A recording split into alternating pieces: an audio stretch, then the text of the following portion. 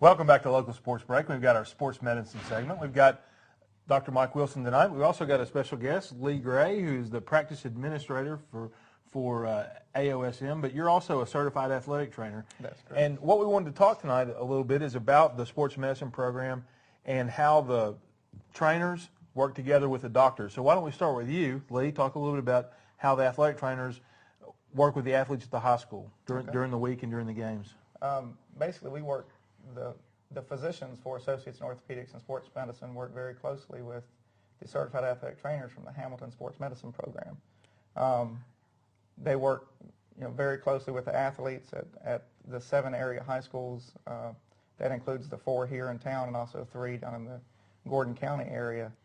Those athletic trainers are highly skilled professionals that are certified nationally by the Athletic Trainers Association, and they're also licensed by the state of Georgia.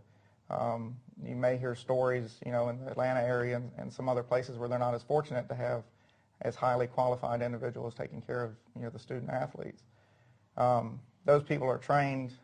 They go through a long training process that enables them to assess, injuries when they happen, also try and treat things from a preventative standpoint.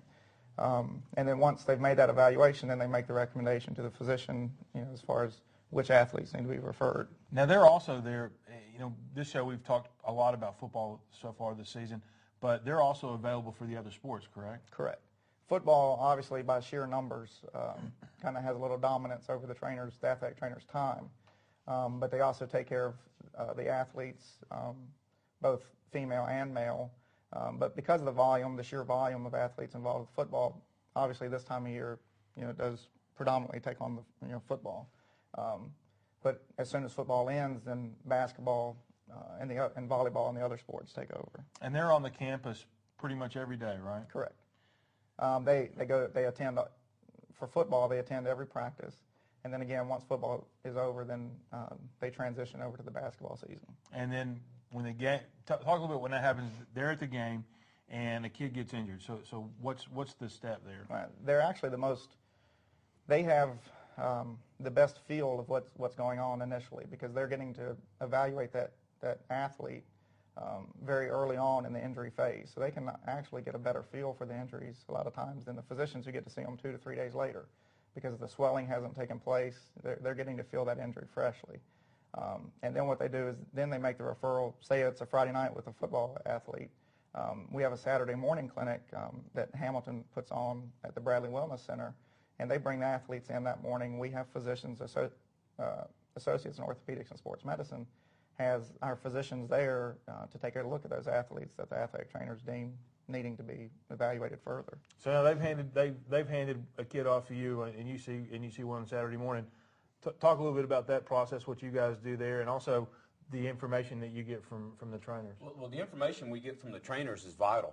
I mean, it's really important for us in making a decision on how we treat an athlete and what do we do for them.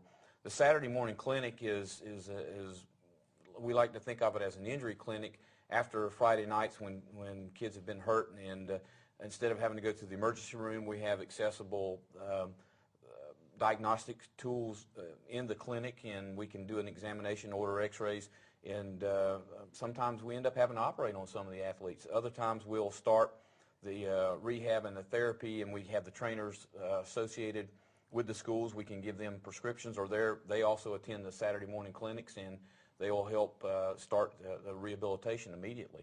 So if it's an injury that doesn't require surgery, say, you diagnose it, prescribe the treatment, and kind of hand them back to the trainer. That's correct. And then they take over and help supervise the rehab until the athlete's ready to get back to participation? That's true. That's correct. And a lot of that rehabilitation actually accelerates the athlete's return to play.